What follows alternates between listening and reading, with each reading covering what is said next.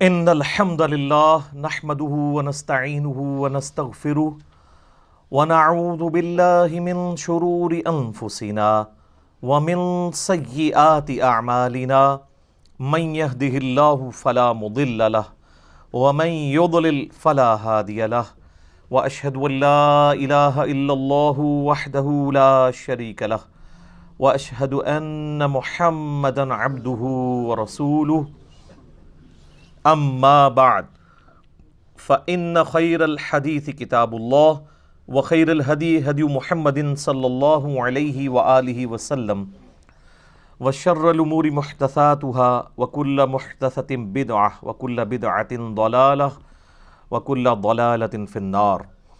اعوذ باللہ السمیع العلیم من الشیطان الرجیم من ہمزہ ونفخہ ونفثہ بسم اللہ الرحمن الرحیم۔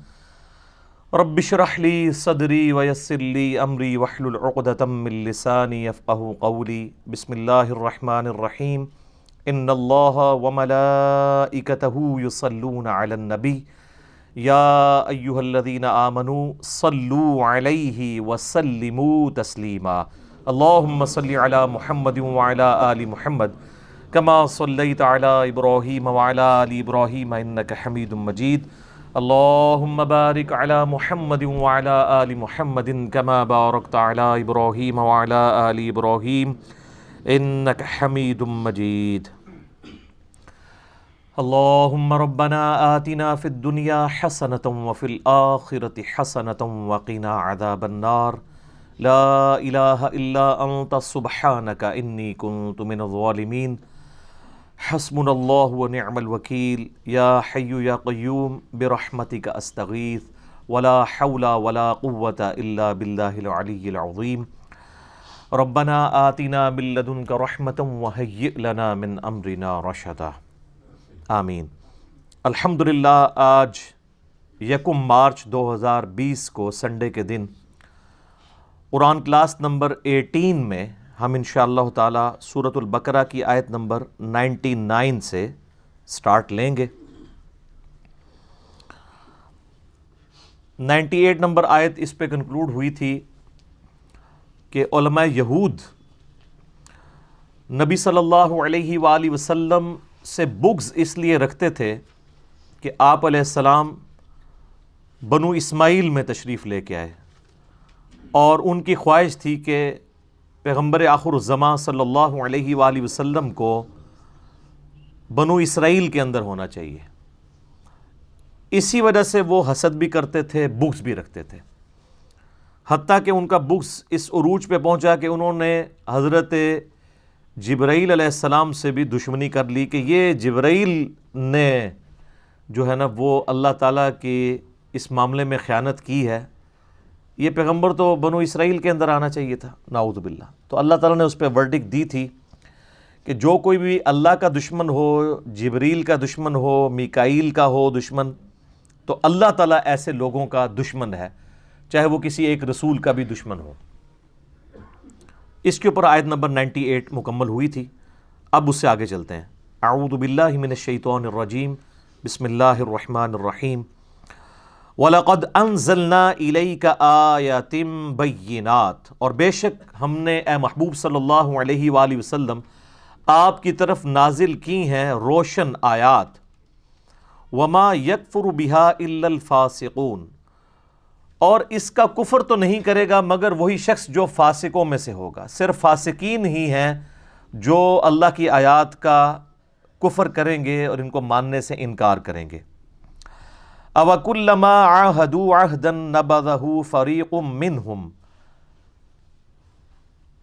جب کبھی بھی انہوں نے وعدہ کیا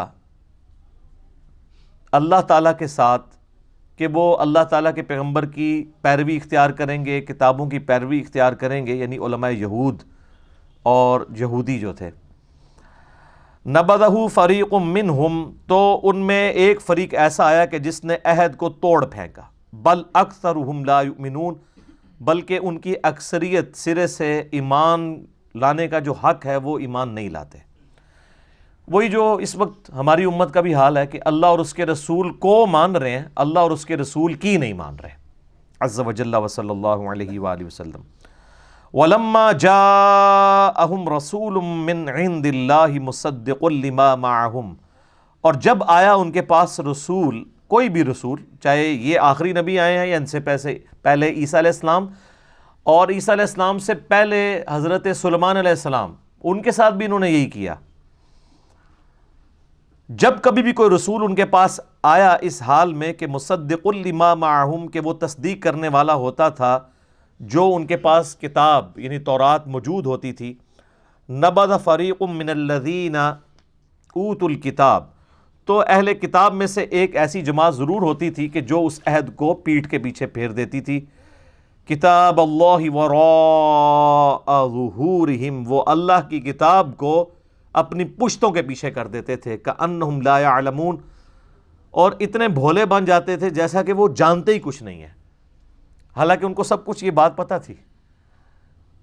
یعنی یہ پوری گفتگو اسی کانٹیکسٹ میں ہو رہی ہے کہ یہ جان بوجھ کے ایسے مکرے بنے ہوئے ہیں، ان کو پتہ ہے، حتیٰ کہ سورۃ الانعام میں آئے گا کہ یہ اس پیغمبر کو ایسے پہچانتے ہیں جیسے اپنے بیٹوں کو پہچانتے ہیں، لیکن صرف بغض کی وجہ سے، اناد کی وجہ سے، اپنی چودراہٹ کے ختم ہونے کے ڈر کی وجہ سے انہوں نے نبی علیہ السلام کی نبوت کا انکار کر دیا۔ اور ظاہر ہے کہ اس میں چودراہٹ، سرداری سٹیک پہ لگی ہوئی تھی علماء یہود کی، عوام کی نہیں۔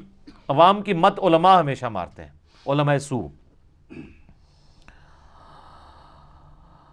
اب جب کبھی کوئی کتاب اللہ کو پس پش ڈال دے، انبیاء کی تعلیمات سے روگردانی کر دے، تو اس کا الٹیمیٹ نتیجہ یہ نکلتا ہے کہ وہ پھر تعویذ دھاگوں میں پڑ جاتی ہے امت۔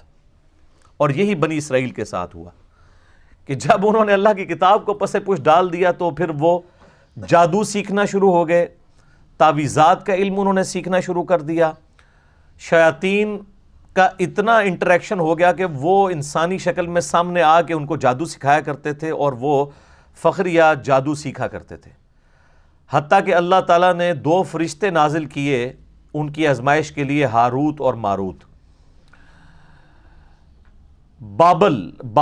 بابل شہر کا نام ہے، عراق کے اندر آج بھی ہے، بیبلونیا، اس شہر کے اندر۔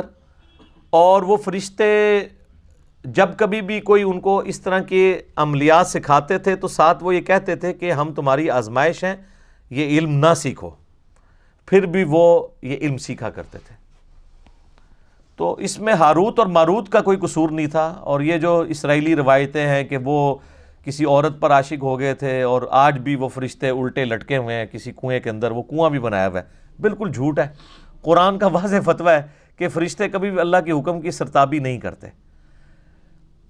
شیطان نے اس لیے حکم عدولی کی کہ وہ جنات میں سے تھا، کان من الجن ففسق عن امر ربی، وہ جنوں میں سے تھا، سورۃ الکہف آیت نمبر 50، اس لیے اس نے اپنے رب کے حکم کی نافرمانی کی۔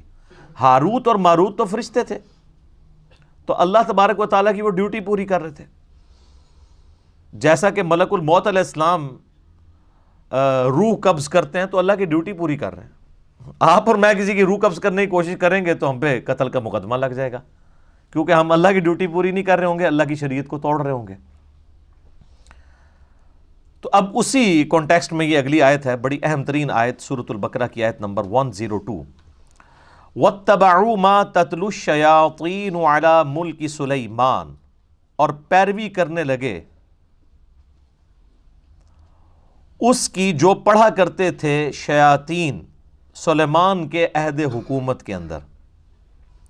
نہیں، شیاطین زمین پہ اترتے تھے، لوگوں کو جادو سکھایا کرتے تھے، تو لوگ ان جادوگروں کی پیروی کرنا شروع ہو گئے، اللہ کی کتاب کو انہوں نے پسے پش ڈال دیا۔ وما کفر سلیمان، اور سلیمان علیہ السلام نے کفر نہیں کیا، یعنی یہ اللہ تعالیٰ نے کلیئر کیا، کیونکہ بنو اسرائیل میں ایسے لوگ بھی تھے کہ جو حضرت سلیمان علیہ السلام سے بھی بغض رکھتے تھے، اور وہ سمجھتے تھے کہ حضرت سلیمان علیہ السلام بھی ایکسیز آف ایول ہیں، کیونکہ ان کو بھی جو معجزات ملے ہوئے تھے وہ ان کو جادو سمجھتے تھے۔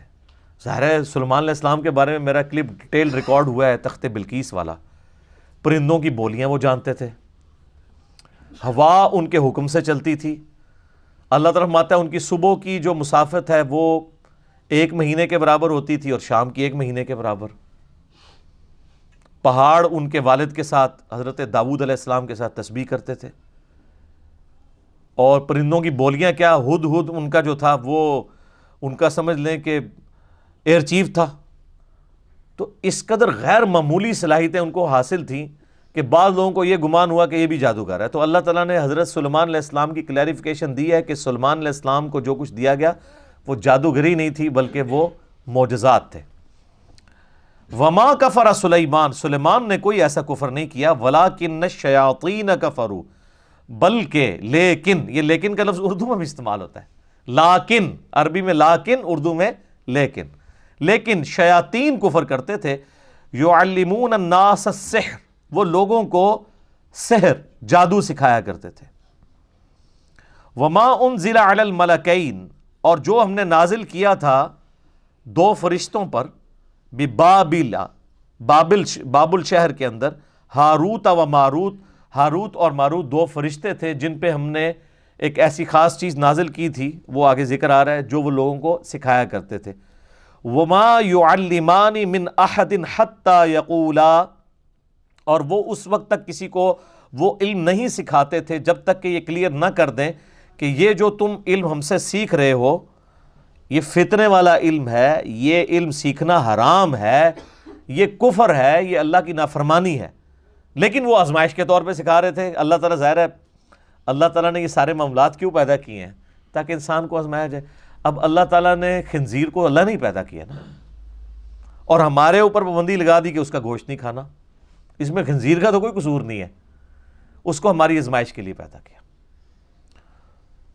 تو اس طرح اللہ تبارک و تعالیٰ نے جو یہ جانچنے کا نظام پیدا کیا اس میں کوئی نہ کوئی اللہ تعالیٰ کی ڈیوٹی پوری کر رہا ہوتا ہے، بشرطے کہ کوئی بغاوت نہ کرے تو اس کے اوپر کوئی اس طرح کا بلیم نہیں آتا. تو جب کبھی بھی وہ کسی کو سکھانے لگتے تھے وہ دونوں، تو وہ کیا کہتے تھے؟ انما نحن فتنۃ، ہم تو نہیں مگر فتنہ، آزمائش ہے تمہارے لیے، فلا تکفر، تو مت کفر کرو. یعنی فرشتے کہتے تھے کہ ہم کفر سکھا رہے ہیں لیکن کفر نہ سیکھو، یہ اللہ کی آزمائش ہے. یار اس سے ننگی بات کوئی کی جا سکتی ہے کہ فرشتے انسانی شکل میں آئیں اور کہ ہمیں اللہ نے تمہاری آزمائش کے لیے بھیجا ہے کہ دیکھتے ہیں کہ کون اس آزمائش میں پڑتا ہے، کون نہیں پڑتا، اس کے باوجود لوگ گمراہ ہو جائیں. تو یہ کوئی اتنی معیوب بات تو نہیں ہے، ہماری امت بھی ایسے کر رہی ہے. نبی علیہ السلام کی مبارک زندگی کے اندر سارے کوئی آپ کے جانثار تو نہیں تھے، آپ کے جانی دشمن بھی تھے. آپ علیہ السلام پہ قاتلانہ حملے بھی ہوئے، آپ علیہ السلام کو تکلیف بھی دی گئی، آپ کے گھر والوں کے اوپر تہمتیں لگائی گئیں، حتیٰ کہ آپ کو زہر بھی دیا گیا. تو یہ ساری تکلیفوں سے نبی علیہ السلام کو گزرنا پڑا. تو فرشتے تو پھر بھی فرشتے تھے، پیغمبر جو ان کی جنس سے ہوتے تھے، ان کی سپیشیز سے ہوتے تھے، ان کو بھی لوگ نہیں قبول کرتے تھے.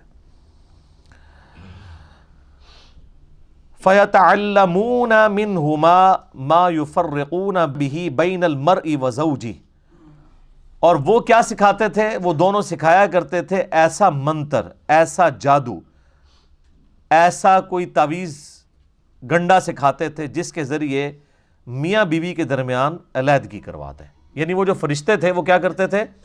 اللہ تعالیٰ کی طرف سے آزمائش تھے، اور ایسی آزمائش تھے کہ وہ ایسا منتر سکھاتے تھے جس کے ذریعے کوئی شخص میاں بیوی کے درمیان جدائی کروا سکتا ہے. تو سیکس تو ہمیشہ پوٹنٹ جذبہ رہا ہے. اس زمانے میں بھی اگر کسی کو کسی کی بیوی پسند آتی تھی تو وہ ایسے کوئی تعویذ دھاگے کے ذریعے وہ جو سیکھتے تھے میاں بیوی میں علیحدگی کروا کے تو خود پھر شادی کر لیتے تھے. تو اس طرح کے علوم آج کل بھی آپ دیکھیں مارکیٹ کے اندر عام ہے، لیکن ظاہر ہے کہ یہ علوم اسی وقت اثر کرتے ہیں کہ جب جن کے اوپر یہ عمل کیا جا رہا ہو وہ خود اللہ سے غافل ہو. اگر جو شخص سنت اذکار کرتا ہے اور وظائف کا اہتمام کرتا ہے، اللہ کے ساتھ جڑا ہوا ہے، تو دنیا کے سارے جادوگر مل کے کچھ نہیں کر سکتے. ایک نبی علیہ السلام کا جو واقعہ جادو والا ہے جس کے اوپر میرا کلپ بھی ریکارڈڈ ہے، وہ صرف اللہ تعالیٰ نے ایک رول ماڈل کے طور پر ایک واقعے سے آپ علیہ السلام کو گزارا. اس کے بعد کبھی آپ نے سنا ہو کسی صحابی پہ جادو ہوا ہو؟ حضرت عمر فاروق رضی اللہ تعالیٰ عنہ جنہوں نے سپر پاورز الٹ دی تھی، تو یہودی یروشلم میں بیٹھے ہوئے تھے اور وہ جادو میں مشہور تھے، کروا دیتے حضرت عمر کے اوپر جادو؟ نہیں. جب جادو کا علاج اتر آیا معوذتین آخری 2 صورتوں کی شکل میں، تو صحابہ کرام ان وظائف کا اہتمام کرتے تھے، اس لیے ان کے اوپر کبھی اس قسم کے سفلی جو علوم ہیں انہوں نے کبھی کوئی برا اثر نہیں دکھایا۔ تو اگر جادو سے ہی جنگیں جیتی جاتی تو وہ جیت لیتے، تو اس طرح نہیں ہوتا۔ خیر یہ الگ ٹاپک ہے، میں اس کی ڈیٹیل میں آج نہیں جاؤں گا۔ اللہ تعالیٰ فرماتا ہے کہ وہ میاں بیوی کے درمیان جدائی کروا دیتے تھے، اور یہ میاں بیوی کے درمیان جدائی کروانے کا فتنہ آج تک اسی طریقے سے جاری ہے۔ شیاطین یہ جدائی کرتے ہیں، اور اس کے لیے ضروری نہیں کسی نے تعویذ کروایا ہو، اپنی غلطیاں بھی آتی ہیں۔ اللہ تعالیٰ کے کچھ رولز اور ریگولیشنز ہیں، جو ان کو وائلیٹ کرے گا اس کے اوپر اللہ تعالیٰ کا وہ رول اپلائی ہو جائے گا۔ مثلاً جو شخص بھی سخت سردیوں کی رات میں ننگے پاؤں ٹھنڈے فرش پہ پھرے گا تو اس چیز کے چانسز ہیں کہ اس کو ٹھنڈ لگ جائے۔ اب وہ یہ تو نہیں کہہ سکتا میں نے دعائیں پڑھی ہوئی ہیں۔ دعا کا اثر اس وقت تک ہے جب تک آپ اپنے اوپر خود تقدیر غالب نہ کر لیں۔ اگر کوئی دعا پڑھ کے تو سانپ کے منہ میں ہاتھ دے دیتا ہے تو دعا کا کوئی اثر نہیں ہوگا، کیونکہ ان ساری دعاؤں کے ساتھ آتا ہے ناگہانی آفات جو انسان نے خود اپنے اوپر اپلائی نہ کی ہوں۔ اب ایک بندہ کہ جی میں بسم اللہ پڑھ کے ساکٹ میں 2 انگلیاں دے دوں تو انشاءاللہ اوپر ہی پہنچے گا۔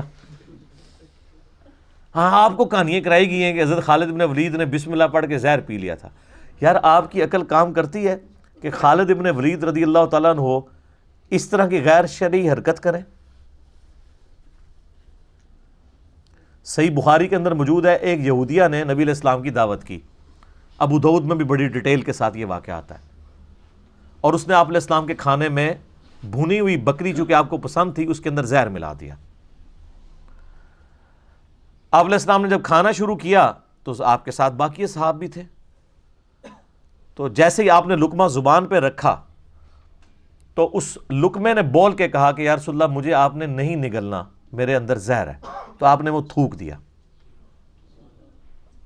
لیکن اس دوران کئی صحابہ جنہوں نے ایک ایک لقمہ چکھ لیا تھا ان میں سے کئی صحابہ شہید ہو گئے اس زہر کی وجہ سے، اور اس کے قصاص میں اس عورت کو قتل بھی کروایا گیا۔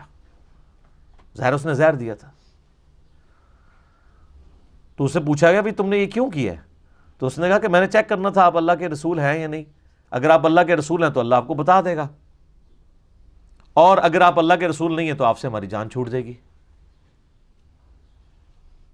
خیر ایمان کی دولت پھر بھی نہیں ان کو نصیب ہوئی اس واقعے کے بعد بھی۔ جس طرح ہم یہاں لوگوں کو ان کے بزرگوں کی بابوں کی کفری عبارتیں بھی دکھا دیتے ہیں نا، پہلے تو بڑے وثوق سے کہہ رہے ہوتے ہیں کہ جی بالکل غلط ہے، جب دیکھ لیتے ہیں آپ کہتے ہیں آپ بتاؤ، پھر آنکھیں بند کر لیتے ہیں۔ تو یہ مینٹالٹی شروع سے ہے۔ تو آپ مجھے بتائیں صحابہ کرام جو ساتھ نبی علیہ السلام کی موجودگی میں بغیر بسم اللہ کے وہ کھانا کھا رہے تھے وہاں پہ، تو کیوں شہید ہو گئے؟ زہر کا اثر ہو جاتا ہے، جس کی موت لکھی ہوئی ہے وہ اس طریقے سے آ جانی، موت نہیں ٹل سکتی۔ اور پھر صحیح بخاری میں یہ آتا ہے کہ 4 سال تک نبی علیہ السلام کو اس زہر کی وجہ سے تکلیف رہی، حتیٰ کہ آپ کی وفات بھی اسی میں ہوئی ہے، کیونکہ آپ کو اللہ تعالیٰ نے اس طرح دشمنوں کے ہتھے تو نہیں چڑھنے دینا تھا۔ کتب اللہ لأغلبن انا ورسولی، اللہ نے یہ طے کر دیا کہ میں اور میرے رسول غالب رہیں گے، تو اس کے تحت اللہ نے آپ کو اسپیشل پروٹیکشن دی۔ لیکن آپ کی خواہش تھی، صحیح بخاری میں حدیث ہے، میری خواہش ہے اللہ کی راہ میں قتل کیا جاؤں، پھر زندہ کیا جاؤں، پھر قتل کیا جاؤں، پھر زندہ کیا جاؤں، پھر قتل کیا جاؤں، پھر زندہ کیا جاؤں، پھر قتل کیا جاؤں۔ تو یہ خواہش اللہ تعالیٰ نے انڈائریکٹلی پوری کر دی اور آپ کو شہادت کے مرتبے تک پہنچایا۔ میرا یوٹیوب پہ ایک کلپ بھی اپلوڈڈ ہے، کیا نبی علیہ السلام شہید ہوئے تھے، اس میں یہ ساری احادیث بتائی ہیں، باقاعدہ ان کو ڈسپلے کروایا ہے، ایک ایک کا JPG دکھایا ہے کہ یہ اس طریقے سے یہ معاملہ ہوا تھا۔ تو وہ زہر کا اثر واپس آیا۔ بخاری کے الفاظ ہیں، عائشہ کہتی ہیں کہ نبی علیہ السلام مجھے کہتے تھے کہ وہ غزوہ خیبر کے موقع پر جو میں نے گوشت کھایا تھا آج میری رگیں کاٹ رہا ہے، اور نبی علیہ السلام کو اللہ نے آنرری طور پہ شہادت کے درجے کے اوپر فائز کیا اللہ کے حکم سے، یعنی اس کا زہر واپس آ گیا، ورنہ جو شہید ہونے والے تھے وہ تو اسی وقت ہی ہو گئے تھے۔ لیکن نبی علیہ السلام 4 سال تک سروائیو کیا، اللہ تعالیٰ نے اس اثر کو واپس لے کے آئے۔ تو کوئی نقصان اس طریقے سے نہیں پہنچا سکتا الا یہ کہ کسی کے مقدر میں ہو. تو یہ جھوٹے واقعات ہیں کہ بسم اللہ پڑھ کے زہر کھا لیا. تقدیر کو جو اپنے اوپر غالب کرے گا اس کے اوپر کوئی وظیفہ اثر نہیں کرے گا. یہ ذہن میں رکھنا ہے. یہ ناگہانی آفات کے لیے ہوتا ہے, اور ناگہانی آفات بھی ادر دین موت. موت نہیں ٹلے گی. موت اور بڑھاپا یہ دو ایسی چیزیں ہیں جن کا کوئی میڈیکل علاج بھی نہیں ہے. اور نبی علیہ السلام کی آپ طب نبوی کے اوپر حدیث اٹھا کے دیکھیں تو ہمیشہ آپ کو ملے گا کہ موت اور بڑھاپے کے علاوہ ہر مرض کی دوا اللہ نے رکھی ہوئی ہے. لیکن بڑھاپا اور موت آج بھی نہیں ہے سر, کوئی بڑھاپا نہیں کم. اگر کوئی شخص اپنی سکن سرجری کرا بھی لے تو اس کے اندر اعضاء کی عمر تو پوری ہو چکی ہوتی ہے, صرف چہرے کو مینٹین کیا ہے نا اس نے. وہ بھی کس حد تک, وہ کتنے بھدے لگ رہے ہوتے ہیں آپ کو پتہ ہی ہے, جو زبردستی اس طرح کی سکن ٹائٹ کرواتے ہیں. اور اگر آپ کا لیونگ سٹینڈرڈ درست نہیں ہوگا تو میرے بھائی کئی لوگ ہیں جن کی عمر تو 40 سال ہے لیکن ان کے گردے 60 سال کے ہو چکے ہیں, کیونکہ انہوں نے خوراک صحیح استعمال نہیں کی. ان کا معدہ ہو سکتا ہے 70 سال کا ہو چکا ہو, اس طرح کی باہر کی گندی غذائیں انہوں نے کھائی ہیں کہ جتنا اس نے ٹیمپر ہونا تھا 40 سالوں میں, 70 سالوں کے اندر وہ 40 سال میں ہی ہو گیا. تو اس کو کہتے ہیں انسان کی ہر عضو کی ایک میڈیکل لائف ہوتی ہے. تو یہ اللہ تبارک و تعالیٰ نے ایک سسٹم رکھا ہوا ہے. تو یہ میاں بیوی کے درمیان وہ علیحدگی کروایا کرتے تھے اس کی وجہ سے. صحیح مسلم میں ایک حدیث ہے کہ شیطان کا تخت پانیوں پہ لگا ہوا ہے اور رات کے وقت سارے اس کے چیلے آ کے اسے رپورٹ کرتے ہیں اور بتاتے ہیں کہ آج ہم نے کون کون سے گناہ کے کام کروائے. کوئی آگے کہتا ہے کہ آج میں نے فلاں شخص سے چوری کروائی, فلاں شخص سے میں نے قتل کروا دیا, فلاں شخص سے میں نے زنا کروا دیا. تو شیطان خاص امپریس نہیں ہوتا. ایک چیلا آگے کہتا ہے آج میں نے میاں بیوی کے درمیان جدائی کروا دی ہے. تو شیطان کہتا ہے اصل کام تو نے کیا ہے, اور اس کو گلے لگا کے ملتا ہے. کیونکہ تمدن کی جڑ کٹ جاتی ہے جب میاں بیوی کا ریلیشن شپ ڈسٹرب ہوتا ہے. پورا معاشرہ اس کے اوپر کھڑا ہے. اس لیے اسلام میں سب سے زیادہ زور اسی کے اوپر ہے کہ آخری درجے تک نبھانے کی کوشش کی جائے. میرا ایک کلپ کچھ عرصہ پہلے اپلوڈ ہوا تھا یوٹیوب کے اوپر, مظلوم بیوی کے نام سے, کہ ہمارے سب کانٹیننٹ کے معاشرے کے اندر کس طرح عورتوں کے اوپر ظلم ہوتے ہیں اور خاوند جو ہے ان کو کس طرح اپنا غلام سمجھ کے رکھتے ہیں. آج مجھے اس ڈیٹیل میں جانے کی ضرورت نہیں ہے. اب آپ دیکھ لیں کہ وہ جو مسلم شریف کی حدیث تھی کہ شیطان خوش ہوتا ہے میاں بیوی سے علیحدگی کے معاملے میں, تو قرآن نے بھی اس حدیث کو انڈورس کر دیا ہے کہ واقعی شیاطین کا جو اول مصداق ہے وہ یہی ہے کہ میاں بیوی کے درمیان جدائی کر دی ہے. بولے اعوذ باللہ تعالی. تو اللہ تعالیٰ فرماتا ہے وَمَا هُمْ بِضَارِّينَ بِهِ مِنْ أَحَدٍ إِلَّا بِإِذْنِ اللَّهِ. وہ ضرر نہیں پہنچا سکتے تھے اس جادو اور منتر کے ذریعے مگر جب اللہ چاہے. اللہ نہیں چاہے گا تو نہیں اثر ہوگا, سیدھی سی بات ہے. اور جب اللہ چاہے گا تو کوئی بچت نہیں کر سکتا. سورہ الزخرف میں آیا کہ جو رحمان کے ذکر سے روگردانی اختیار کرتے ہیں اللہ ان پر شیطان مسلط کر دیتا ہے جو اس کا برا ساتھی بن جاتا ہے. اللہ کر دیتا ہے شیطان. یہ شیطان اللہ کا چھوڑا ہوا کتا ہے نا, اور ہر انسان کے ساتھ ہے. بخاری مسلم میں حدیث موجود ہے, نبی علیہ السلام فرمایا کہ ہر انسان کے ساتھ ایک فرشتہ اور ایک جن اٹیچڈ ہے. مسلم شریف میں ذرا ڈیٹیل آتی ہے اس کی. تو ایک صحابی نے جرت کر کے پوچھا یا رسول اللہ آپ کے ساتھ بھی؟ فرمایا ہاں میرے ساتھ بھی اٹیچ ہے, لیکن اللہ تعالیٰ نے مجھے اس پہ طاقت دی. میرے ساتھ جو شیطان اٹیچ ہے وہ مجھے نیکی کی طرف ہی بلاتا ہے. باقی سب کا جو شیطان ہے برائی کی طرف, میرے ساتھ جو شیطان اٹیچ ہے وہ مطیع ہو گیا ہے, اس نے اسلام قبول کر لیا. تو نبی علیہ السلام کے سوا کوئی شخص یہ نہیں کہہ سکتا کہ گارنٹی ہے میں جو کچھ کہہ رہا ہوں وہ حق کہہ رہا ہوں, چاہے وہ کوئی صحابی ہو چاہے کوئی بزرگ ہو. کوئی شخص یہ کلیم نہیں کر سکتا. ما ضل صاحبکم وما غوا. صرف نبی علیہ السلام کے لیے گارنٹی ہے, تمہارے نبی نہ کبھی بہکے ہیں نہ کبھی بے راہ چلے ہیں. تو اللہ تعالیٰ ہمارا کہ وہ اللہ کے اذن کے بغیر نہیں ایسا کر سکتے تھے. وَيَتَعَلَّمُونَ مَا يَضُرُّهُمْ وَلَا يَنفَعُهُمْ. اور وہ چیز جو ضرر رساں ہے ان کے لیے اور نہیں نفع پہنچا سکتی انہیں، وہ سیکھتے تھے۔ ظاہر ہے کہ دنیا میں اگر کوئی منفعت حاصل بھی کر لے، آخرت میں تو اس کا نقصان ہے۔ جادوگر تو کافر ہو جاتا ہے کیونکہ وہ ایسے الفاظ بولتا ہے جو کفر کی کیٹیگری میں فال کرتے ہیں۔ اس لیے آپ دیکھ لیں سعودیہ کے اندر تو جادوگر کی سزا قتل ہے، سیدھا سیدھا فساد فی الارض کر رہا ہے وہ۔ وَلَقَدْ عَلِمُوا لَمَنِ اشْتَرَاهُ مَا لَهُ فِي الْآخِرَةِ مِنْ خَلَاقٍ، اور وہ اچھی طرح یہ جانتے تھے کہ جو وہ سودا کر رہے ہیں ان کا اب آخرت میں اللہ کی رحمت میں کوئی حصہ نہیں ہے، بڑا ہی برا سودا کر رہے ہیں وہ، یعنی اپنی آخرت بیچ کے دنیا حاصل کر رہے ہیں نا، دنیا کی منفعت کی خاطر کفر کر کے، سحر کر کے، اس سحر کے ذریعے کیا کر رہے ہیں؟ اپنی آخرت برباد کر رہے ہیں۔ تو دنیا خرید رہے ہیں آخرت کو برباد کر کے، تو کتنا برا وہ سودا کر رہے ہیں۔ اور اہل ایمان کی نشانی سورہ توبہ میں کیا آئی کہ اللہ تعالیٰ نے مومنین کی جانیں اور مال جنت کے بدلے میں خرید لی ہیں۔ وہ اپنی جان اور مال لٹا دیتے ہیں جنت کے حصول کے لیے، اور یہاں پہ جو فاسقین ہیں، جو کفر کرنے والے ہیں، اللہ کے باغی ہیں، ان کا ایٹیچیوڈ کیا ہے کہ وہ دنیا حاصل کرنے کے لیے اپنی آخرت داؤ پہ لگا دیتے ہیں۔ مَا لَهُ فِي الْآخِرَةِ مِنْ خَلَاقٍ، آخرت میں ان کا کوئی حصہ نہیں ہے۔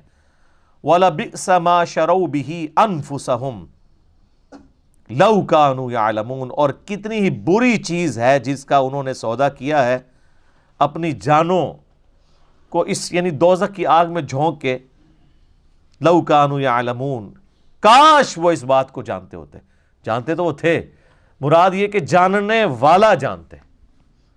یہاں پہ آپ بڑے سے بڑے ڈاکو سے پوچھ لیں کہ ڈاکہ مارنا کیسی چیز ہے، کہے گا جی بری چیز ہے۔ اپنے بچوں کو وہ کوشش کرے گا کہ ان کی تربیت صحیح کرے، تو اس کا کیا مطلب ہے؟ اس کو پتہ ہے۔ لیکن اللہ تعالیٰ جو اس طرح کی ورڈک دیتا ہے نا، کاش یہ جانتے ہوتے، مراد یہ کہ واقعی اس کو سیریس لیتے۔ اب کتنے لوگ ٹی وی پہ آ کے کہتے ہیں جان اللہ کو دینی ہے، اور کرتوت ان کے دیکھ لیں۔ اگر اللہ کو جان دینی ہو تو انسان جھوٹے الزامات کسی کے اوپر لگائے، اللہ رسول کی قسمیں کھائے۔ واقعی اگر دینی ہو تو وہ اسی طرح جان اللہ کو دینی ہے جس طرح ہم لوگ کہتے ہیں ایک ڈوگما لے کے چل رہے ہوتے ہیں، ایک جسے وہ رچرڈ ڈاکنز بھی ڈیلوژن کہتا ہے، ڈیلوژن ہی لے کے چل رہے ہوتے ہیں۔ اگر واقعی کنوکشن والا ایمان ہو تو پھر انسان کی زندگی میں نظر آتا ہے کہ واقعی اس نے جان اللہ کو دینی ہے، پھر انصاف کے اوپر مبنی بات انسان کرتا ہے۔ وَلَوْ أَنَّهُمْ آمَنُوا وَاتَّقَوْا، اور اگر وہ ایمان لے آتے جیسا کہ ایمان لانے کا حق ہے، اور تقوی کی روش اختیار کرتے، لَمَثُوبَةٌ مِّنْ عِنْدِ اللَّهِ، تو اللہ کے حضور اپنا ثواب پکا کر لیتے۔ کون سا ثواب؟ خیر، عند اللہ خیر، اللہ کے حضور اپنا اچھا اجر پکا کر لیتے۔ لَوْ كَانُوا يَعْلَمُونَ، کاش وہ یہ جانتے ہوتے۔ یار اس طرح کون سمجھائے گا کسی کو؟ کیا درد اور سوز و گداز ہے ان جملوں میں، بار بار یہ بات ریپیٹ ہو رہی ہے، لَوْ كَانُوا يَعْلَمُونَ، کاش وہ جانتے ہوتے۔ اب میرے بھائیو ایک خاص آیت آ رہی ہے جس کے اوپر میں کئی دفعہ مختلف لیکچرز کے اندر بول چکا ہوں۔ یہودیوں کی ایک خاص روش تھی کہ وہ الفاظ کو بگاڑا کرتے تھے، یہ ان کی مینٹیلٹی تھی۔ بنو اسرائیل کے پیغمبر جن کو وہ مانتے بھی تھے ان کے ساتھ بھی انہوں نے یہ کیا۔ حکم ہوا کہ جب تم نے یروشلم فتح ہوگا اور تم نے وہ اس شہر کے دروازے سے انٹر ہونا ہے، اریحا شہر جیریکو، تو حطۃ کہتے ہوئے داخل ہونا ہے، تو اللہ تعالیٰ تمہاری غلطیوں کو معاف کر دے گا۔ انہوں نے حنطۃ کہنا شروع کر دیا کہ ہمیں گندم چاہیے۔ اب یہی یہودی تھے جو اس وقت وقتی طور پہ صحابہ کرام کے روب کی وجہ سے دب کے اسلام قبول کر لیا، اندر سے وہ کافر ہی تھے۔ نبی علیہ السلام کی مجالس میں بیٹھتے تھے اور پھپتیاں بھی کستے تھے، اور آپ صلی اللہ علیہ وآلہ وسلم کی گفتگو کا مذاق بھی اڑاتے تھے، ٹولیوں کی شکل میں بیٹھ جاتے تھے نا۔ اب سینکڑوں بندے بیٹھے ہوئے ہیں اور اس میں چھوٹی چھوٹی ٹولیاں ہیں، تو آپس میں وہ ساتھ جگتے بھی مارتے رہتے تھے۔ نبی علیہ السلام کی بات ہو رہی ہوتی تھی نا تو وہ جگت مارتے تھے۔ اور جب کوئی اہل ایمان میں سے سن لیتا تھا ایسی بات اور وہ کہتے تھے یہ کیا کر رہے ہو، تو وہ کہتے تھے اپنے کانوں کا علاج کرواؤ، ہم نے یہ تو نہیں، ہم نے تو یہ کہا ہے، اور زبانوں کو ایسے موڑتے تھے کہ واقعی وہ اس کو بینیفٹ آف ڈاؤٹ دیا جا سکتا تھا. اور یہ مطلب یہ ایٹیچیوڈ ابھی تک یعنی آپ دیکھیں کہ جاری ہے.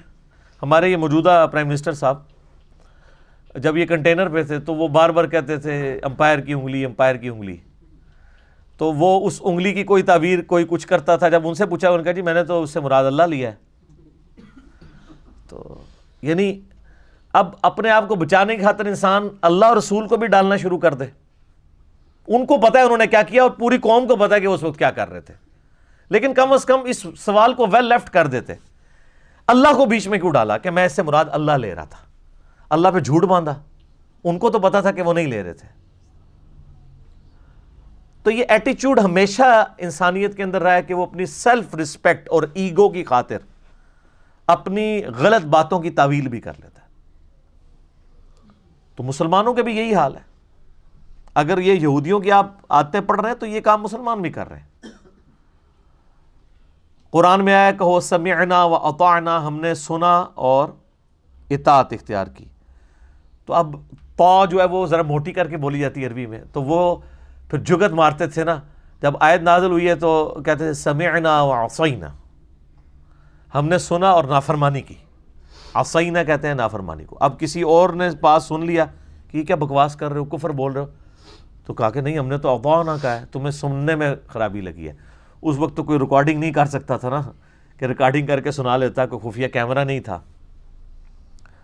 یہاں پہ بھی وہ کیا کرتے تھے، سورہ البقرہ کی آیت نمبر 104 میں آ رہا ہے. صحابہ کرام کی عادت تھی کہ وہ نبی علیہ السلام سے جب دین سیکھ رہے ہوتے تھے تو کوئی بات سمجھ نہیں آتی تھی تو وہ یہ کہتے تھے، ان کا تقیہ کلام تھا راعینا یا رسول اللہ، یا رسول اللہ ہماری رعایت فرمائیں، یعنی بات کو ریپیٹ کر دیں، ہمیں بات سمجھ نہیں آئی. اب یہ بالکل معقول لفظ تھا، وہاں پہ ریناؤنڈ تھا. اب یہودیوں کو چونکہ وہ جگت باز تھے، وہ جگت تو فوراً پکڑتے تھے، جس طرح ہمارے فیصلہ بادی پکڑ لیتے ہیں، کیا کی بات کو کیا بنا دیتے ہیں. تو انہوں نے نا رائینا کہنا شروع کر دیا، یعنی صحابہ کہہ رہے ہیں رائینا یا رسول اللہ، تو وہ اپنی ٹولی میں بیٹھے ہوئے ہیں اب اسی جگہ ہی پہ، اور رائینا راعینا. اب راعینا کا مطلب بنتا ہے اے ہمارے چرواہے. ایک تھوڑا سا اس لفظ کو کھینچنے کی وجہ سے مطلب دوسری طرف چلا جاتا ہے. اب صحابہ کرام تو نعوذ باللہ نبی علیہ السلام کے لیے اپنی جانیں دینے کے لیے تیار تھے، وہ کب آپ علیہ السلام کے لیے اس طرح یہ لفظ استعمال کر سکتے تھے. تو حالانکہ آپ علیہ السلام نے یعنی بکریاں چرائی ہیں اور اس کے عوض معاوضہ بھی لیا ہے. آپ کا بچپن بڑا یعنی ایک ٹف ماحول میں گزرا ہے، اور تمام انبیاء کو اللہ تعالیٰ پریکٹس کرواتا ہے. لیکن یہودی جو ہیں وہ کسی اور سینس میں اس کو کہہ رہے ہوتے تھے، بدتمیزی کے لیے، آپ کو ڈس آنر دینے کے لیے، نعوذ باللہ. تو اللہ تعالیٰ کو چونکہ یہ بات اللہ کو تو پتا تھا یہ کیا کر رہے ہیں، تو اللہ تعالیٰ نے صحابہ کرام کو کہا کہ اے اہل ایمان تم اس لفظ کو ہی چھوڑ دو جس کو یہودی بگاڑتے ہیں. تو وہ آیت ہے اب یہ سورۃ البقرہ آیت نمبر 104، یا ایھا الذین آمنوا لا تقولوا راعینا، اے ایمان والو مت کہا کرو راعینا، وقولوا انظرنا، بلکہ کہا کرو یا رسول اللہ ہمارا انتظار کر لیں، نظر رحمت فرمائیں، تھوڑی دیر کے لیے انتظار کر کے اس بات کو ریپیٹ کرتے. یعنی ایک ایکویلنٹ ورڈ دے دیا راعینا کی بجائے انظرنا. واسمعوا، اور بات غور سے سنا کرو، یعنی نوبت ہی نہ آئے دوبارہ پوچھنے کی. ایک تو آپ علیہ السلام بولتے بھی بہت آہستہ تھے نا، آواز بھی کم تھی اور بولنے کی رفتار بھی کم تھی. بخاری مسلم میں آتا ہے کہ اما عائشہ کہتی ہیں کہ ایک عام آدمی آپ علیہ السلام کے الفاظ گن بھی سکتا تھا، آپ علیہ السلام اس طرح آہستہ آہستہ بولتے تھے جب تعلیم دی جا رہی ہوتی. آپ دیکھیں نا اب اس وقت قرآن کلاس میں جو میری ٹون ہے اور یہی ٹون جب مجلس میں جائے گی تو آپ کو فرق نظر آئے گا، کیونکہ وہاں کوشچننگ ہو رہی ہوتی ہے 1 to 1، اس کا ڈیکورم ڈیفرنٹ ہوتا ہے. لیکن درس و تدریس کا ڈیکورم یہی ہوتا ہے کہ آہستہ آہستہ ٹھہر ٹھہر کے بات کو سمجھانا. اور سوال و جواب کا کانٹیکسٹ وہی ہوتا ہے. یہ دونوں چیزوں کو مکس نہیں کرنا چاہیے. یہ اسی طریقے سے ہے کہ ایک بندہ وہ بریانی کو اور مرغ پلاؤ کو ایک سمجھنا شروع کر دے, وہ دونوں کا ٹیسٹ ڈفرینٹ ہے. ٹھیک ہے, مرغ پلاؤ میں بریانی مسالہ نہیں ڈال سکتا, اور بریانی بغیر بریانی مسالے کے نہیں بن سکتی. تو آپ علیہ السلام کی جو عام گفتگو تھی وہ بڑی آہستہ, دھیمی اور یہ ہوتی تھی. لیکن جب آپ تقریر کر رہے ہوتے تھے نا ممبر پہ, وہ تو پھر مسلم شریف کے الفاظ ہیں, آنکھیں سرخ ہو جاتی, آواز بلند ہو جاتی, گویا کہ آپ علیہ السلام ایک جرنیل کی مانند اپنے آڈینس کو ڈرا رہے ہوتے قیامت کے دن سے. صحیح مسلم 2005 نمبر حدیث ہے یہ, اور اس میں الفاظ ہیں غصے میں اضافہ ہو جاتا, یعنی جلال کے اندر. آپ علیہ السلام کا جو سٹائل تھا بولنے کا بڑا جلالی ہوتا تھا. یہ جو آج کے واعظین ہیں وہ کہتے ہیں میٹھا بولیں میٹھا بولیں, یہ میٹھا سٹائل نبی علیہ السلام کا نہیں تھا. وہ عام مجلس میں گفتگو میں ایسا ہوتا تھا, لیکن جب آپ تقریر کے لیے ڈیکورم سے ہوتے تھے, پھر پگڑی بھی آپ باندھتے تھے. پگڑی ایک پروٹوکول ہوتا ہے نا, تو ایک خاص سٹائل میں گفتگو ہوتی تھی. تو کہا گیا کہو انظرنا, یا رسول اللہ انتظار کریں. واسمعوا, پہلے ہی بات غور سے سن لیا کرو تاکہ دوبارہ نوبت ہی نہ آئے. یار کیا انداز محبت ہے اپنے محبوب کے ساتھ صلی اللہ علیہ وسلم. صحابہ کرام کو الٹرنیٹو بھی دیا جا رہا ہے, اور ساتھ ہلکی سی ڈانٹ بھی پلائی جا رہی ہے کہ پہلے کیوں نہیں کان کھول کے سن دیو, کہ ضرورت ہی نہ پوے بار بار. واسمعوا وللکافرین عذاب علیم, اور کافروں کے لیے دردناک عذاب ہے جو تلے ہوئے ہیں نبی علیہ السلام کی توہین کے اوپر. اچھا, اب یہاں کافر سے مراد وہ کافر ہیں جو قانوناً مسلمان تھے لیکن اندر سے منافق تھے. اور قرآن میں منافقین کو بھی یا ایھا الذین آمنوا کہہ کے کہا گیا, کیونکہ قانوناً وہ مسلمان تھے. اور منافقین کا بھی جو بعد میں بھی پتہ چلا, تو ایک عبداللہ ابن ابی ہے جس کا مین پتہ ہے. باقیوں کے تو نام حذیفہ ابن یمان کو نبی علیہ السلام نے بتائے, باقیوں کو تو پتہ بھی نہیں تھا. نمازیں بھی پڑھتے تھے, تکبیر اولیٰ سے پڑھتے تھے. مسلم شریف میں حدیث ہے, عبداللہ ابن مسعود کہتے ہیں کہ نبی علیہ السلام کے زمانے میں اگر کوئی بیمار ہو کے اتنا لاغر ہو جاتا کہ وہ 2 بندوں کے سہارے مسجد میں آتا, تو وہ 2 بندوں کے سہارے ہی آتا تھا کہ کہیں اسے منافق نہ سمجھ لیا جائے. یعنی منافق بھی اتنے پکے نمازی تھے کہ وہ بھی مسجد میں ہی نماز پڑھتے تھے. پاکستان میں مسلمان ہونے کے لیے نماز کوئی ضروری نہیں ہے, لیکن ریاست مدینہ جو اوریجنل تھی اس میں نماز اتنی ضروری تھی کہ اگر آپ نماز نہیں پڑھیں گے تو آپ مسلمان نہیں ہیں. یہ فرق میں آپ کو بتا رہا ہوں. تو نبی علیہ السلام کا احترام سکھایا گیا. سورۃ الحجرات تو اس کا کلائمیکس ہے نا, یا ایھا الذین آمنوا لا ترفعوا اصواتکم فوق صوت النبی, اے اہل ایمان اپنی آواز کو بلند نہ کرنا رسول اللہ کی آواز سے, ورنہ تمہارے اور آپس میں ان کے ساتھ ایسے گفتگو نہ کرنا جس طرح آپس میں ایک دوسرے کے ساتھ کرتے ہو, ورنہ تمہارے اعمال اکارت کر دیے جائیں گے اور تمہیں خبر بھی نہیں ہوگی. یعنی اتنا بڑا یہ جرم ہے کہ توبہ کی توفیق بھی نہیں ملے گی, پتہ ہی نہیں چلے گا. اب اعمال اکارت ہو جائیں اور پتہ بھی نہ چلے کسی کو, تو اس نے توبہ کہاں سے کرنی ہے. اور صحیح بخاری میں یہ آیت نازل ہوئی تھی حضرت ابوبکر و عمر کے بارے میں, عام بندوں کے بارے میں نہیں. ابن ابی ملیکہ تابعی کہتے ہیں قریب ہے کہ مخلوق کے 2 بہترین لوگ ابوبکر اور عمر برباد ہو جاتے جب رسول اللہ کے حضور جھگڑا کرتے ہوئے آپس میں ان کی آوازیں بلند ہو گئیں, اور اس پہ یہ آیات نازل ہوئیں. اور اس کا کانٹیکسٹ پھر وہ عبداللہ ابن زبیر سے بیان کرتے ہیں صحیح بخاری کے اندر ہی, کہ بنو تمیم کا وفد آیا, تو جب وہ جانے لگے تو نبی علیہ السلام نے مشورہ کیا کہ آپ کی مبارک عادت تھی جب بھی کوئی قبیلہ اسلام قبول کرتا تھا تو ان میں سے کسی کو ان کا امیر مقرر کرتے تھے تاکہ بعد میں کمیونیکیشن کے لیے آسانی ہو. تو حضرت ابوبکر رضی اللہ تعالیٰ نے مشورہ دیا کہ فلاں شخص امارت کے لیے موزوں ہے. حضرت عمر نے کہا یہ نہیں, یہ بہتر ہے. تو حضرت ابوبکر کو غصہ آ گیا, انہوں نے کہا کہ عمر تم ہر معاملے میں مجھ سے اختلاف کرتے ہو. اب نبی علیہ السلام تو بیچ میں کہیں ہے نہیں تھے, یہ آپس میں ڈسکشن کر رہے تھے, اور اس میں تلخ کلامی ہوئی, آواز بلند ہو گئی. قرآن کی آیات نازل ہوئی کہ رسول اللہ کی موجودگی میں بھی جس نے آواز بلند کی, رسول اللہ سے تو بدتمیزی کا تو سوال ہی نہیں نہ پیدا ہوتا, ان کی موجودگی میں بھی آپس میں لڑے تو فارغ.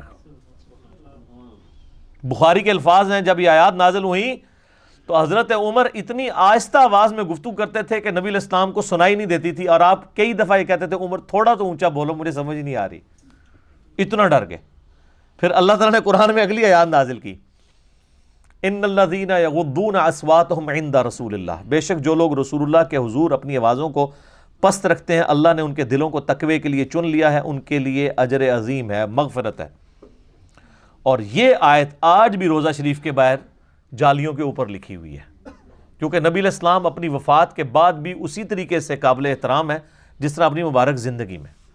آج بھی اگر کوئی قبر رسول کے پاس اپنی آواز کو بلند کرے گا، چاہے وہ صلاۃ و سلام پڑھنے کے لیے کرے، اس کے اعمال حقارت ہے۔ اس لیے آپ دیکھیں وہاں پہ انہوں نے شرطے کھڑے کیے ہوتے ہیں نا، ایک تو زیادہ وہ جھمگٹا نہیں لگانے دیتے، کیونکہ ابو داؤد میں حدیث ہے میری قبر پہ میلہ نہ لگانا، تم دنیا کے کسی بھی حصے میں درود پڑھو گے مجھ تک پہنچ جائے گا، قبر رسول پہ حاضری دیں اور نکل جائیں۔ یہ پاکستانی جا کے کھڑے ہو جاتے ہیں، پھر وہ سلام پڑھنا شروع کر دیتے ہیں، پیچھے وہ لائن پھنس جاتی ہے اور وہ سمجھتے ہیں کوئی نیکی کا کام کر رہے ہیں، حالانکہ نبی علیہ السلام نے تو اس سے منع کیا ہے۔ سلام عرض کریں، السلام علیکہ یا رسول اللہ، صحابہ کرام سے ثابت ہے، الموطا امام مالک کے اندر، مصنف ابن ابی شیبہ میں، فضل الصلاۃ علی النبی کے اندر، کہ وہ قبر رسول پہ حاضر ہو کے سلام عرض کرتے تھے، اور سیدنا ابو بکر عمر کے آگے بھی السلام علیکہ یا ابا بکر، السلام علیکہ یا عمر، اور پھر آگے چلے جاتے تھے۔ یہ جو مطلب اس طرح، اور وہاں پہ بھی آپ دیکھیں گے جو شرطے انہوں نے کھڑے کیے ہوتے ہیں تو وہ باقاعدہ اشاروں کے ساتھ بات کر رہے ہوتے ہیں، آپ کبھی نہیں دیکھیں گے کہ وہ اونچی آواز میں بول جائیں، وہاں پہ لوگوں کو منع بھی کریں گے نا، ایسے ایسے کر کے کریں گے، ان کو باقاعدہ اس کو ٹرینڈ کیا جاتا ہے کہ آپ نے اپنی آواز کو اس طریقے سے بلند نہیں کرنا وہاں پہ۔ اور ہمارے لوگ کیا کہتے ہیں جی، او جی جالیاں نو کانڈ کر کے کھلوتے ہوندے نے۔ یار یہ آپ کو کس نے چیز بتا دی ہے؟ اللہ کے بندو، اگر آپ اس کو فزیکلی گستاخی بھی سمجھتے ہیں تو نبی علیہ السلام کی قبر مبارک تو ان جالیوں سے کم از کم 5 مختلف ہرڈلز کے پیچھے قبر مبارک ہے۔ یہ جو لوگ قبر مبارک کے لیے جاتے بھی ہیں نا زیارت کے لیے، وہ قبر تک کوئی بھی نہیں پہنچتا۔ قبر تو حضرت عمر بن عبدالعزیز کے دور کے اندر اس کو سیکیور کر دیا گیا، وہ ایک ڈیٹیل یعنی ہے، وہ حجرہ عائشہ کی دیوار گر گئی تھی، صحیح بخاری کے اندر آتا ہے۔ یہ نور الدین زنگی والا واقعہ تو کہانی بنایا ہوا ہے انہوں نے۔ تو ایک انگلی کے برابر موٹائی کی کوئی چیز ہو تو وہ سترا ہوتا ہے۔ اگر آپ سترا اپنے سامنے رکھ لیں 1 فٹ 1.5 فٹ اونچا اور 1 انگلی جتنا موٹا، تو آپ تو نمازی کے آگے سے بھی گزر سکتے ہیں، کیونکہ نمازی کے آگے سے گزرنا وہ شمار نہیں ہوتا سترے کے پرلی طرف سے گزریں۔ تو جو قبر مبارک کی طرف اگر پیٹ کر کے کھڑے بھی ہیں تو جالیوں کا سترا ہے، یلو جالیوں کا سترا ہے، اس کے پیچھے گرین جالیوں کا سترا ہے، اس کے پیچھے کئی سترے ہیں، تو نبی علیہ السلام کو کمر کہاں سے ہو رہی ہے؟ ورنہ تو اب ہم جہاں پہ بھی بیٹھیں گے تو پاکستان میں تو جب امام مسجد سلام پھیر کے پبلک کی طرف منہ کرتا ہے، تو پاکستان میں تو مدینہ شریف اور مکہ شریف آلموسٹ ایک جتنے اینگل کے اوپر ہے، تھوڑا سا ہی فرق ہے، کیونکہ اتنے دور جب آئیں گے تو آپ وہ چند ڈگریوں کا فرق ہے۔ تو سارے یہ جو عاشقان رسول ہیں یہ بھی کمر کر کے روضہ شریف کی طرف بیٹھے ہوتے ہیں، تو یہاں سے نہیں کمر ہو رہی، کہتے ہیں دور ہے، دور نزدیک والا کیا معاملہ ہے، کمر تو ہو رہی ہے اگر آپ کی ڈاکٹرین مان لی جائے، تو وہاں سے بھی سترا تو ہے۔ تو یہ چیزیں نوٹ کر رہے ہوتے ہیں جی، کنڈ کیتی ہے جی انہوں نے، تو تہاڈی بزرگیاں نو چٹنا ہے، جڑے کنڈ کر کے کھلوتے نا ٹاؤ نا انہوں نے، اتھے کتے کہ تہاڈے بزرگ نگاہ مارنے والے آون نا، وہ جی مامے کعبہ گستاخ ہے، وہ پیچھے نماز نہیں ہوندی، تو سر مامے کعبہ کو ہٹائیں نا، غوث وقت کدھر غائب ہے؟ آئے نا نگاہ مار کے ہٹائے اور خود کھڑا ہو وہاں پہ، سب کہانیاں کرائی ہوئی ہیں، ٹھیک ہے۔ تو یہ تو میرا فیوریٹ ٹاپک ہے، میں اور طرف چل پڑوں گا، ٹھیک ہے۔ تو بس ہم اس پہ یہ ریکویسٹ کر سکتے ہیں کہ مرنے سے پہلے اے مسلمان کر لے اس پہ غور، کتابوں کا خدا اور ہے، بابوں کا خدا اور، آپ دیکھ لیں ہر چیز کتابوں میں ڈیفرنٹ ملے گی۔ تو اللہ تعالیٰ ماتا ہے کہ رائنا مت کہو، انظر نہ کہو، اور بات غور سے سن لیا کرو، اور کافروں کے لیے دردناک عذاب ہے۔ ما یود الذین کفروا من اہل الکتاب، اہل کتاب میں جو کافر ہیں وہ کبھی بھی نہیں یہ چاہیں گے، ولا المشرکین، اور نہ ہی مشرک، ان ینزل علیکم من خیر، کہ مسلمانوں تم پہ کوئی خیر کی بات نازل ہو، یہ تو حسد کرتے ہیں کہ اللہ کی کتاب تم پہ کیوں نازل ہوئی اور پیغمبر آخر الزماں بنو اسماعیل میں کیوں آگے، من ربکم، تمہارے رب کی طرف سے کوئی خیر نازل ہو، اس سے یہ کبھی بھی ان کو پسند نہیں ہے۔ واللہ یختص برحمتہ من یشاء، اور اللہ مخصوص کر لیتا ہے اپنی رحمت کے لیے جسے چاہتا ہے۔ اللہ نے لوگوں سے پوچھ کے تو فیصلہ نہیں کرنا کہ پیغمبر کو کس قبیلے میں بھیجنا ہے، کس سٹیٹس میں بھیجنا ہے، یہ اللہ کا فیصلہ ہے۔ واللہ ذو الفضل العظیم، اور اللہ تعالی بڑے فضل کا مالک ہے۔ اب یہ آیت نمبر جو 106 ہے، یہ بھی بڑی اہم آیت ہے، چونکہ اس آیت کے کانٹیکسٹ میں تعارف قرآن والے اپنے لیکچر کے اندر بڑی ڈیٹیل سے گفتگو کر چکا ہوں، ناسخ و منسوخ، لہٰذا میں آج اس کی تفصیل میں نہیں جاؤں گا۔ جس سے شوق ہے تو وہ دیکھ لے، یہ قرآن کا ایک اہم ترین ٹاپک ہے کہ قرآن میں بھی ناسخ و منسوخ ہے، یعنی اللہ تعالیٰ نے ایسی آیات نازل فرمائیں جو بعد میں منسوخ ہو گئیں، اور اللہ تعالیٰ نے اس کی ریزن بھی بتا دی کہ یہ ہماری سنت ہے، اور میں نے اس کی ٹیکنیکل ریزن بھی بتائی ہیں کہ بعض اوقات ایسے احکامات نازل ہوتے ہیں جو ایک خاص ٹائم پیریڈ کے لیے ہوتے ہیں، بعد میں پھر اللہ تبارک و تعالیٰ ان کو کنٹینیو نہیں کرتا۔ ہماری شریعت اور جو اگلی شریعتیں ہیں ان میں بھی فرق ہے، اور ہماری شریعت کے اندر بھی کئی احکامات گریجولی چینج ہوئے۔ احادیث میں تو بہت زیادہ احکامات ہیں، قرآن میں بھی کچھ آیات ایسی ہیں۔ مثال کے طور پہ پہلے مسلمانوں پہ فرض تھا کہ وہ وصیت کریں کہ مرنے کے بعد مال اس طریقے سے تقسیم ہوگا، سورۃ البقرہ کے اندر۔ پھر سورہ نساء کے اندر اللہ تعالیٰ نے پوری وراثت کی تقسیم خود ہی فرما دی، تو اب وہ آیات منسوخ ہیں۔ اس حوالے سے شاہ ولی اللہ دہلوی کی کتاب ہے الفوز الکبیر فی اصول التفسیر، اس میں باقاعدہ ایک پورا چیپٹر ہے ناسخ و منسوخ کے اوپر، اور شاہ ولی اللہ کے نزدیک 5 آیات قرآن میں ایسی ہیں جو منسوخ ہوئی ہیں، اور ان کی ناسخ آیات بھی قرآن کے اندر موجود ہیں، اور اگر آپ ان کو بھی دقت نظر سے دیکھیں تو وہ وقتی احکامات ہیں، جس میں سے ایک میں نے یہ بتائی۔ اسی طریقے سے سورۃ الانفال میں آتا ہے کہ ایک مسلمان 10 کافروں پر بھاری ہے، پھر آیت نازل ہوئی کہ اب اللہ نے تمہاری کمزوری کو جانچا ہے، تو اب ایک مسلمان 2 کافروں پہ بھاری ہوگا، جو ریشو پروپورشن نہیں وہاں پہ بیان ہوئی۔ یعنی ظاہر جب تعداد بڑھ گئی تو پھر 125 جو صحابہ مکے میں تربیت یافتہ تھے، اس طرح کے صحابہ تو بعد والے نہیں تھے نا، تو اوورآل ریشو پروپورشن گر گئی۔ یہ نہیں ہے کہ وہ 125 کو کوئی فرق لگ گیا تھا، وہ 125 تو جاندار ہی تھے، لیکن اب 125 میں جب 1025 ایڈ ہوں گے، اس لیول کے نہیں ہوں گے، تو ریشو تو نیچے ہی آئے گی نا۔ وہ 125 جو ہیں وہ 10 پہ ہی بھاری ہیں، لیکن بعد والے اس لیول کے نہیں ہیں۔ تو اب یہ یعنی اللہ تعالیٰ نے ناسخ و منسوخ کو اس حوالے سے اس میں بریف کیا۔ بس اس کو آیت کو کور کر لیتے ہیں۔ ما ننسخ من آیت او ننسیہا، ہم کوئی آیت منسوخ کر دیں یا آپ کو بھلا دیں، نأتی بخیر منہا، تو اس سے بہتر آیت پھر ہم لے آئیں گے قرآن کے اندر، او مثلیہا، یا کم از کم اس کے برابر۔ الم تعلم ان اللہ علی کل شیء قدیر، کیا تم نے نہیں جانا کہ اللہ تعالیٰ ہر چیز پر قادر ہے؟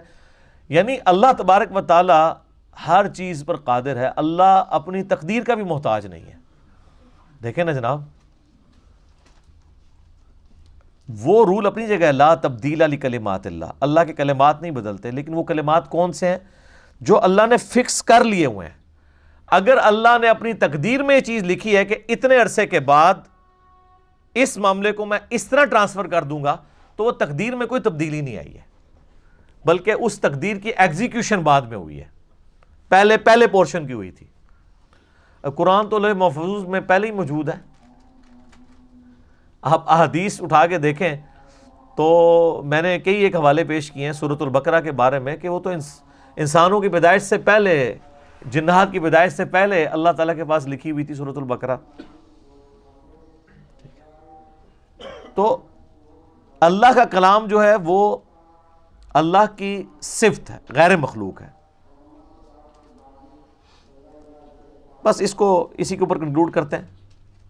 زیادہ ڈیٹیل کے لیے آپ قرآن کلاس جو ہماری تعارف والی تھی اس میں نے اس کے اوپر ڈسکشن کی تھی۔ الم تعلم ان اللہ لہ ملک السماوات والارض، کیا تم نہیں جانتے کہ اللہ تعالیٰ کے لیے ہے بادشاہت آسمانوں کی اور زمین کی، وما لکم من دون اللہ من ولی ولا نصیر، اور اللہ کے سوا تمہارا نہ کوئی پشت پناہ ہے اور نہ کوئی مددگار ہے۔ حقیقی پشت پناہ مددگار اللہ ہے۔ ہاں، اللہ تعالیٰ نے انسان کے لیے کچھ اسباب مقرر کیے ہیں، یعنی ماں باپ انسان کے پشت پناہ ہیں، اس کے بہن بھائی اس کے لیے پشت پناہ ہے اسباب کے طور پر جو اللہ تعالیٰ نے اٹیچ کیے میں. لیکن جو اب مر گیا وہ تو پشت پناہ نہیں نا کسی کا ہو سکتا. ظاہر یہ اسباب تو وہی ہیں جو زندہ لوگ ہیں, آپ ان کو چاہے وہ کافر بھی ہیں آپ ان کو بھی سبب کے طور پہ اختیار کر سکتے ہیں. لیکن جو مر چکا ہے اس کو اب آپ کی دعاؤں کی ضرورت ہے, وہ آپ کے لیے کچھ نہیں کر سکتا. ام تريدون ان تسألوا رسولكم كما سئل موسى من قبل, کیا تم یہ ارادہ رکھتے ہو کہ تم اپنے رسول سے بھی اسی قسم کے سوالات کرو جس طرح کہ اس سے پہلے موسیٰ علیہ السلام کے ماننے والوں نے اپنے رسول کو تنگ کیا تھا؟ وہ سورۃ البقرہ میں آپ واقعہ تو سن چکے ہیں نا کہ ایک گائے ذبح کرنے کا حکم ہوا تو کڈی لمبی کہانی پھر یہودیاں نے کرائی کہ اچھا یہ پوچھ کے بتائیں, یہ پوچھ کے بتائیں. تو مسلمانوں کو یہ ٹرین کیا گیا کہ نبی علیہ السلام کے ساتھ کوئی ایسے سوال والا معاملہ نہیں کرنا جس طرح کا انہوں نے کیا. اب یہ بھی ایک بڑا ڈیٹیل ٹاپک ہے, پچھلے دنوں ہماری اس کے اوپر ویڈیو بھی اپلوڈ ہوئی ہے. کیا علماء سے زیادہ سوال کرنا حرام ہے؟ اس طرح کی آیات کا وہ سہارا لے کے کہتے ہیں جی زیادہ سوال بھی نہیں کرنے چاہیے علماء نے, ٹھیک ہے. تو اور یہ بھی وہ اس لیے کر رہے ہوتے ہیں کہ وہ سوال آپ ان کے مسلک کے خلاف کر رہے ہوتے ہیں, ان کی مرضی کے کریں تو کہیں گے جی اور کریں, جیسے ہی آپ اعتراض کریں گے کہ زیادہ سوال نہیں کرنے چاہیے کیونکہ کوئی جواب نہیں آتے ہوتے, اور وہ کہتے ہیں قرآن میں بھی ہے.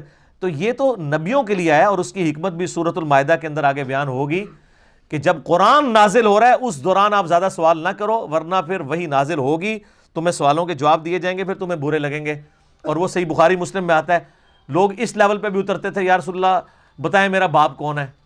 یعنی اگر کسی کے بارے میں مشہور ہے نا کہ وہ آؤٹ آف ویڈ لاک پیدا ہوا ہے, وہ حلالی نہیں, نعوذ باللہ, تو وہ اس قسم کے سوالات بھی پوچھتے تھے. پھر اللہ نے کہا کہ اس طرح کے جواب پھر تمہیں دیے تو تمہیں بات بری لگے گی. اگر واقعی کوئی ایسا مسئلہ ہوا تو قرآن کے نزول کے دوران اس طرح کے سوالات مت کرو, ورنہ جب تمہیں یہ جواب دیے جائیں گے تو تمہیں برا لگے گا. تو پیغمبر اس لیے نہیں آتے کہ وہ تمہیں یہ بتانے کے لیے آئے کہ میری اونٹنی گم ہو گئی ہے تو بتاؤ کدھر ہے, یا فلاں جگہ خزانہ دفن ہے بتائیں وہ کس جگہ پہ دفن ہے. پیغمبر اللہ تعالیٰ کی طرف سے ہدایت کے امام بنا کے بھیجے جاتے ہیں, ان کاموں کے لیے نہیں آتے.